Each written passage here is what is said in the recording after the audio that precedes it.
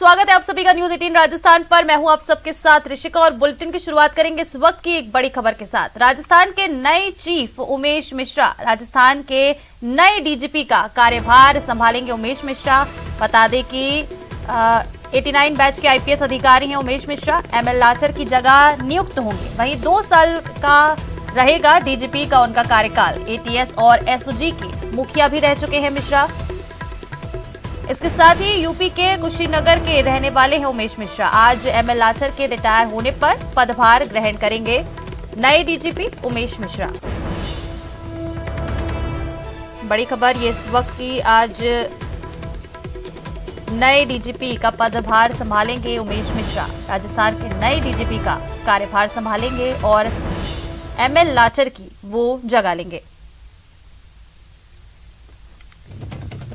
और अगर बात नए मुखिया की जाए तो डीजी इंटेलिजेंस रहे उमेश मिश्रा प्रदेश के 35वें डीजीपी होंगे। मौजूदा डीजीपी एमएल लाठर बता दें कि आज रिटायर हो रहे हैं। उसके बाद उमेश मिश्रा आज अपना कार्यभार संभालेंगे। बता दें कि सन 1989 बैच के आईपीएस अधिकारी उमेश मिश्रा को विशिष्ट सेवाओं के लिए राष्ट्रपति पुलिस पदक मिल चुका है। मिश्रा ने राजस्थान पुलिस में सबसे पहले 1992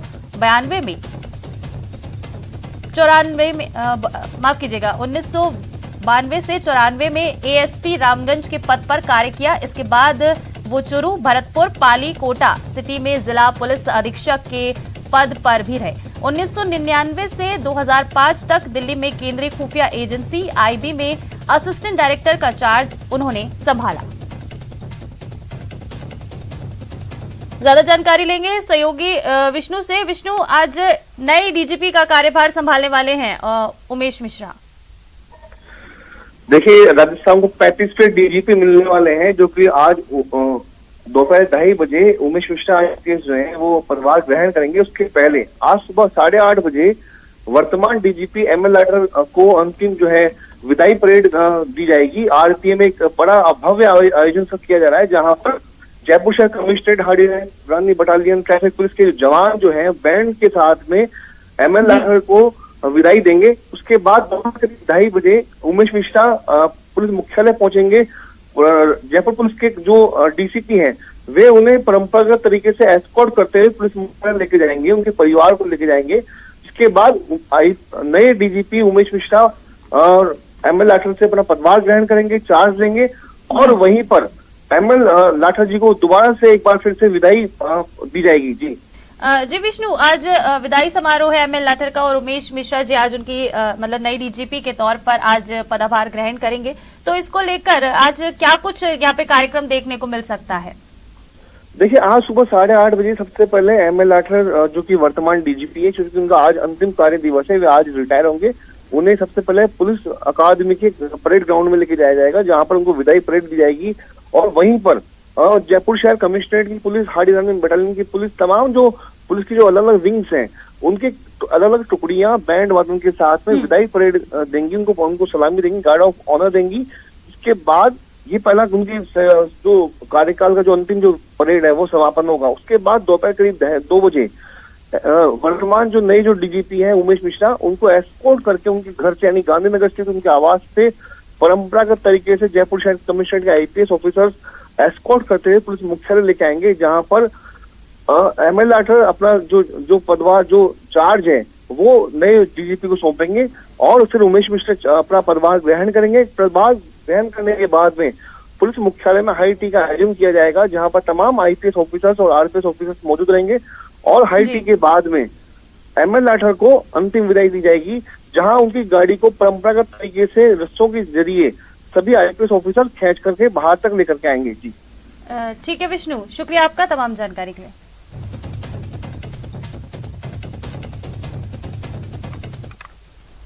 आगे बढ़ेंगे, रुक करेंगे अगली बड़ी खबर का। कोटा से इस वक्त की बड़ी खबर आपको बता दें, युवक सुसाइड मामले में अपडेट है। एसएचओ पुलिसकर्मी सहित 4 के खिलाफ बता दें कि मामला दर्ज हो गया है। इटावा थाने में दर्ज हुआ है। बता दें कि आत्महत्या के लिए उकसाने का मामला। पुलिस की दबाव में आकर एक युवक ने आत्महत्या की थी। मृतक धर्मेंद्र का सोशल मीडिया पर पोस्ट वायरल भी हुआ था। परिजन अब देर रात से बता दें कि शव सहित धरने पर बैठे हुए हैं, डटे हुए हैं और एमपी पुलिस पर झूठे मुकदमे में फंसाने का आरोप लगाया गया है। रिश्वत की मांग के चलते सुसाइड का आरोप लगाया गया। बड़ी खबर इस वक्त की आपको बता रहे हैं कोटा से।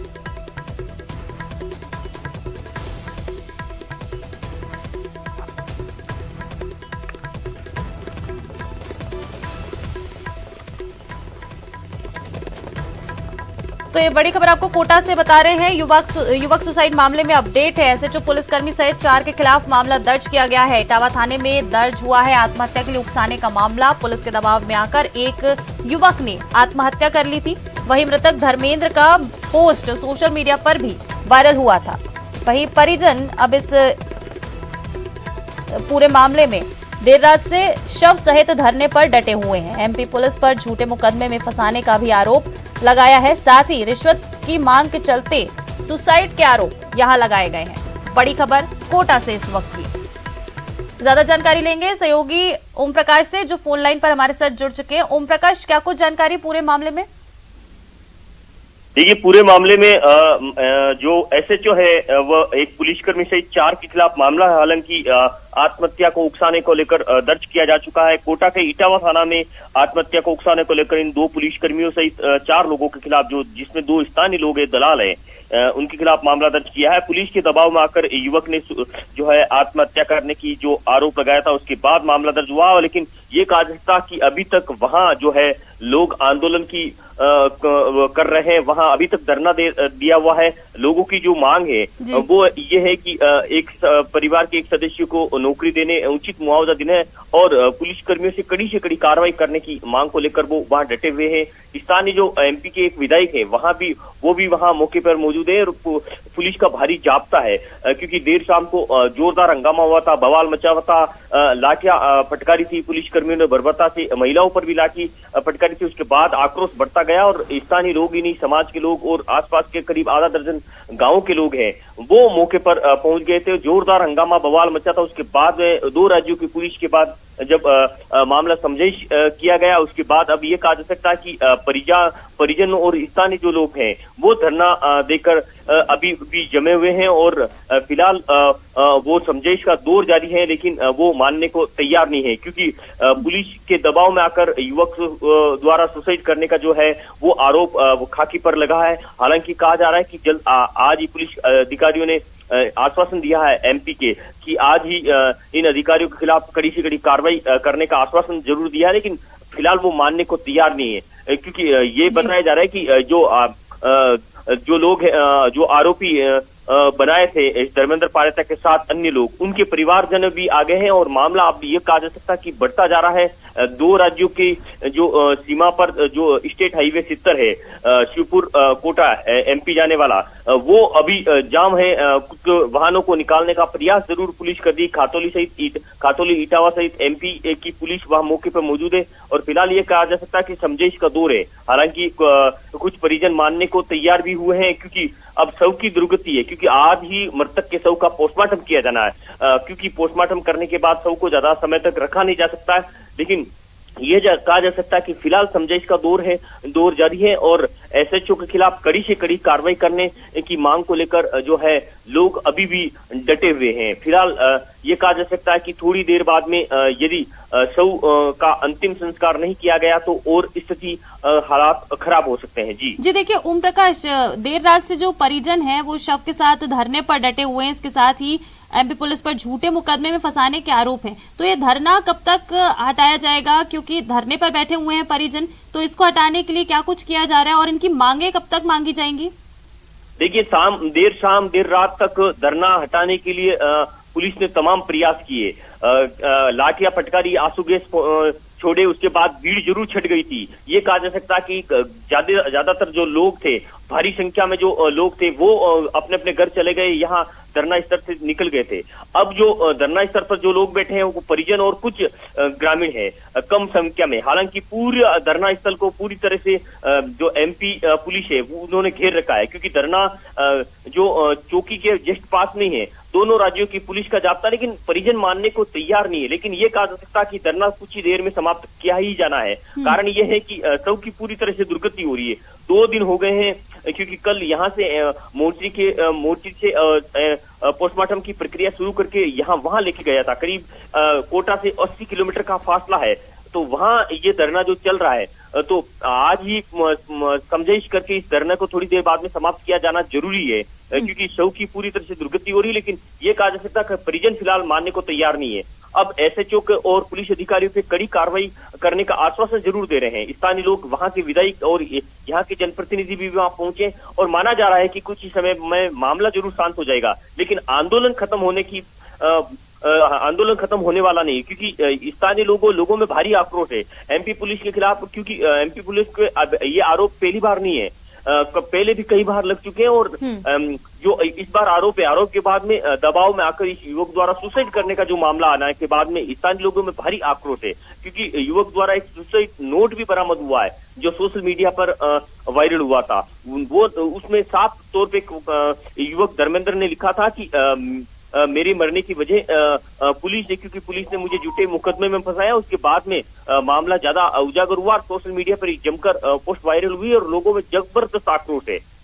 फिलहाल ये कहा जा सकता है कि समझाइश का दौर है, थोड़ी देर बाद में धरना समाप्त किया जाना जरूरी है। लेकिन मानने को कुछ परिजन मानने को तैयार हुए, लेकिन ये कहा जा सकता है कि आज यदि धरना समाप्त नहीं किया गया तो सर्व की दुर्गति होने के साथ साथ स्थानीय जो लोग हैं आसपास के, उन लोगों में आक्रोश ज्यादा बढ़ेगा और पुलिस का और भारी जाब्ता तैनात करना पड़ेगा। जी बिल्कुल। देखिए ओम प्रकाश, ये एक बड़ी बात है कि एक युवक ने सोशल मीडिया पर ये पोस्ट डाला, जो हमने देखा भी कि उन्होंने साफ तौर पर पुलिस पर आरोप लगाए हैं। बड़े सवाल खड़े होते हैं ये पुलिस के ऊपर, तो एसएचओ पर कब तक कार्रवाई की जाएगी, क्योंकि धरना भी जारी है लोगों का।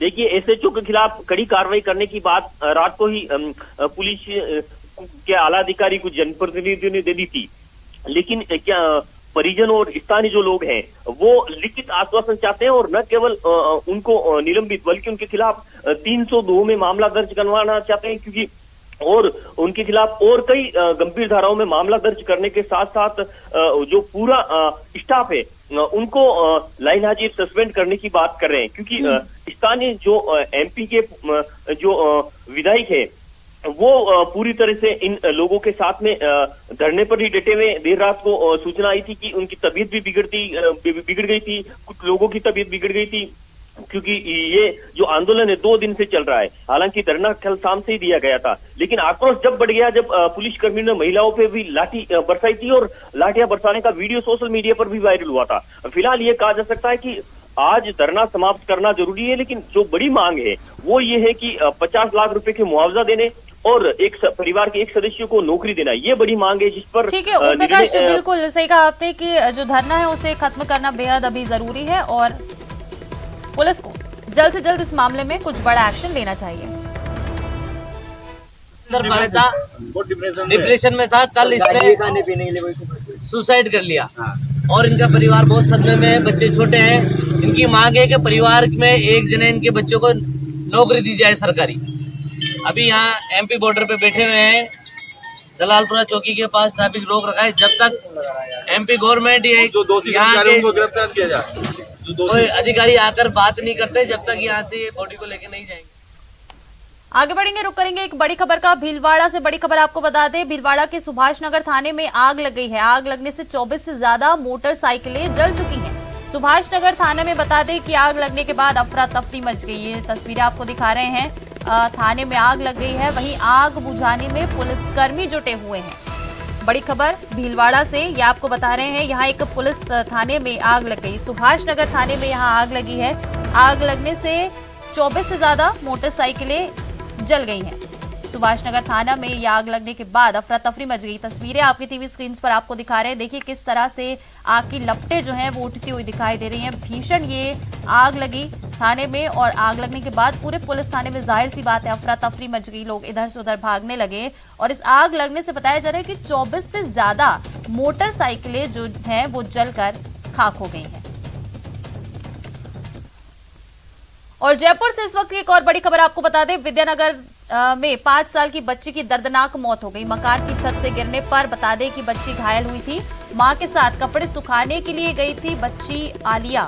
एसएमएस अस्पताल में इलाज के दौरान उसने दम तोड़ दिया। 15 दिन पहले विद्याधर नगर में रहने आया था परिवार। 15 दिन पहले आया था और अब ये घटना हो गई। परिवार ई रिक्शा चलाकर अपना जीवन यापन करता है। बड़ी खबर इस वक्त की।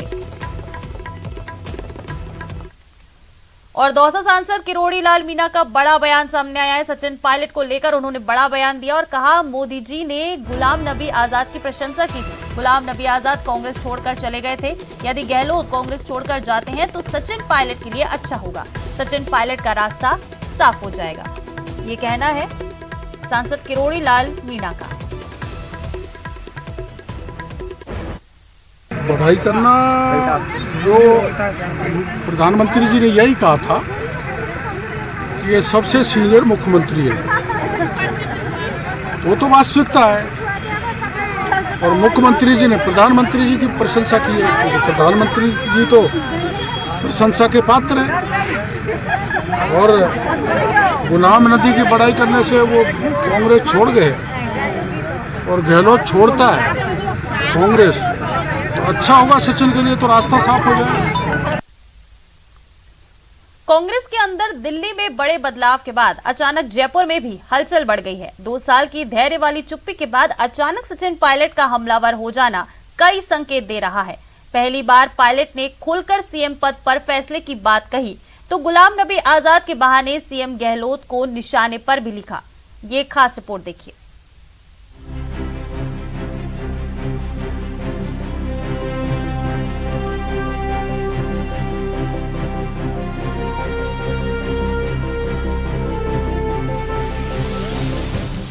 अनुशासनहीनता के बहाने प्रहार।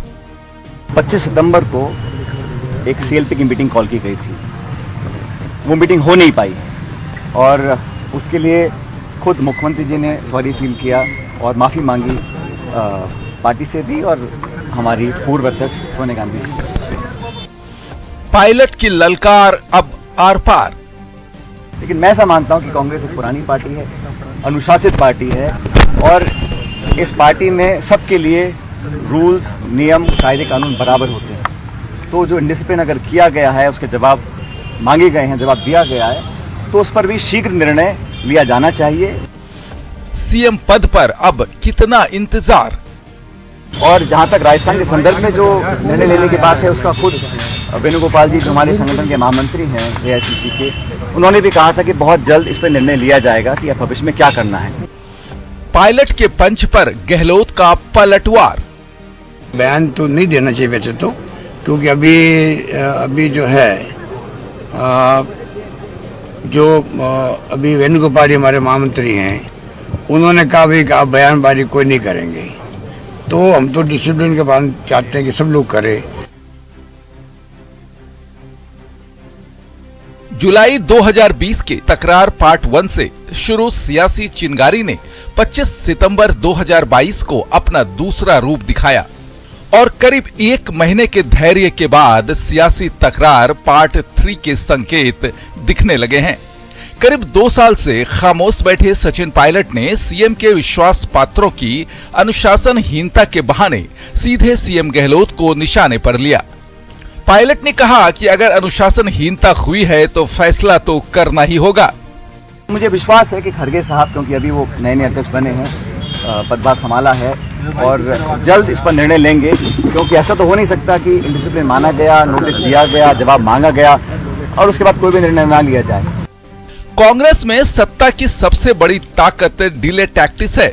सीएम गहलोत एक बार फिर उसी खेल के सहारे सत्ता को अपने पास रखने की कोशिश में हैं, लेकिन लगता है कि इस बार पायलट भी प्रहार के मूड में हैं।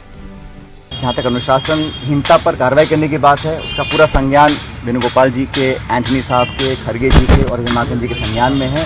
उस पर जल्द कार्रवाई होगी और राजस्थान में भी जो ये इंडिसीजन का जो माहौल बना हुआ है उसको भी समाप्त करने का मुझे लगता है समय आ गया और बहुत जल्द पार्टी इस पर कार्रवाई करेगी। पानी, बिजली, शिक्षा, स्वास्थ्य योजनाएं, सड़कें शानदार बन रही है क्योंकि वित्तीय प्रबंध हमारा शानदार है।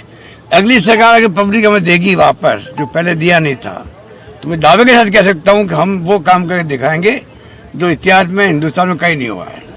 बात सिर्फ वेणुगोपाल के बयान का नहीं, बल्कि मानगढ़ में सीएम गहलोत और पीएम नरेंद्र मोदी की मुलाकात और तारीफ को लेकर भी पायलट का हमला कई संकेत दे रहा है। कांग्रेस से नाता तोड़ चुके गुलाम नबी आजाद का उदाहरण देकर पायलट ने संकेतों में गहलोत पर अब तक का सबसे बड़ा निशाना साधा है। आजाद के बाद पीएम ने क्यों की है गहलोत की तारीफ, ये कहकर पायलट ने बड़ा दांव चला है। इसी प्रकार प्रधानमंत्री जी ने सदन के अंदर गुलाम नबी आजाद साहब की बड़ाइयाँ करी थी और उसके बाद क्या घटनाक्रम पैदा हुआ हम सब ने देखा है। तो बड़ा इंटरेस्टिंग डेवलपमेंट था कल का, जो प्रधानमंत्री जी ने सोते ही बड़ाइयाँ करी हैं। इसको बड़ा मैं इंटरेस्टिंग मानता हूँ और इतना लाइटली नहीं लेना चाहिए। अब तक सीएम गहलोत से एक के बाद एक हमले को झेलने वाले पायलट ने शायद उसी भाषा में जवाब दिया है। 2 साल पहले जुलाई 2020 में सरकार के संकट के वक्त सीएम गहलोत ने सीधे पायलट को निशाने पर लिया था। हम जानते थे कि निकम्मा है, नाकारा है, कुछ काम नहीं कर रहा है, खाली लोगों को लड़वा रहा है। मेरे साथ हो कि नहीं हो, मैं यहाँ बैंगन बेचने नहीं आया हूँ, मैं यहाँ कोई सब्जी बेचने नहीं आया हूँ, मैं मुख्यमंत्री बनाया हूँ। ये तो था सीएम का 2 साल पहले का तंज, लेकिन इसी साल 25 सितंबर की घटना के बाद सीएम के विश्वास पात्रों ने भी चुन चुनकर सचिन पायलट पर निशाना साधा था। तब शांति धारीवाल समेत कई मंत्रियों ने पायलट और उनके समर्थकों को मानेसर गैंग और गद्दार तक कहकर तंज कसा था। लेकिन कहते हैं कि सियासत में हमेशा कोई बलवान नहीं होता।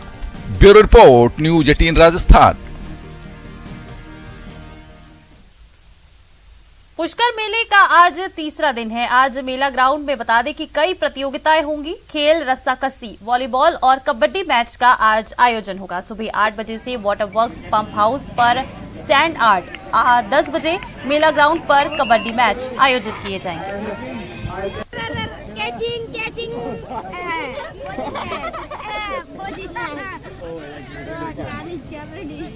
पुष्कर मेले का आज तीसरा दिन।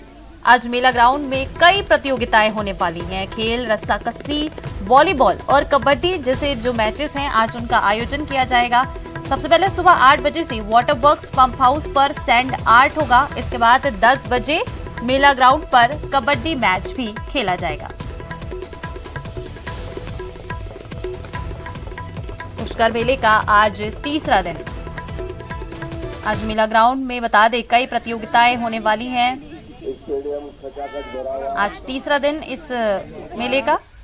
रस्साकस्सी, वॉलीबॉल और कबड्डी मैचेस का आज आयोजन किया जाएगा।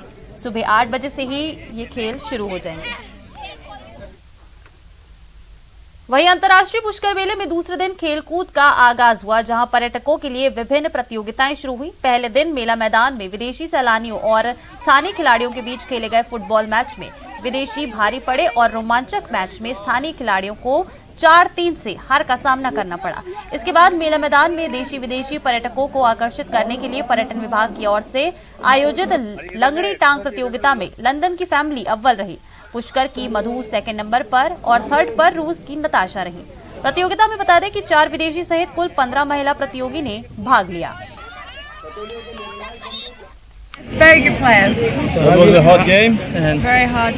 at the first round the score was 2-1 for us. And then we played a strong game with the best defender I ever seen, my partner. Yes, really. Stay forward and we have a very, very good defense because today Luis and me put all the goals, but thanks to the defense because without them we can take 7 or 8 goals, I don't know. Dausa में राज्यसभा सांसद doctor Kirori Lal Meena सुरेर गांव में पहुंचे और दीपावली स्नेह मिलन समारोह में भाग लिया। इस कार्यक्रम में ग्रामीणों ने राज्यसभा सांसद किरोड़ी लाल मीणा का जन्मदिन मनाया। इस दौरान बड़ी संख्या में ग्रामीण एकत्रित हुए और केक लाया गया, जिसके बाद सांसद किरोड़ी लाल मीणा ने तलवार से केक काटा और वहां मौजूद समर्थकों को केक खिलाया भी। इतना ही नहीं, ग्रामीणों ने सांसद किरोड़ी लाल मीणा को सिर पर मुकुट पहनाकर जन्मदिन की बधाई दी।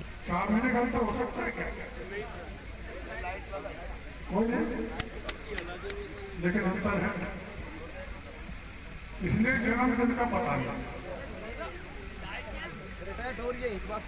लेकिन कोई बात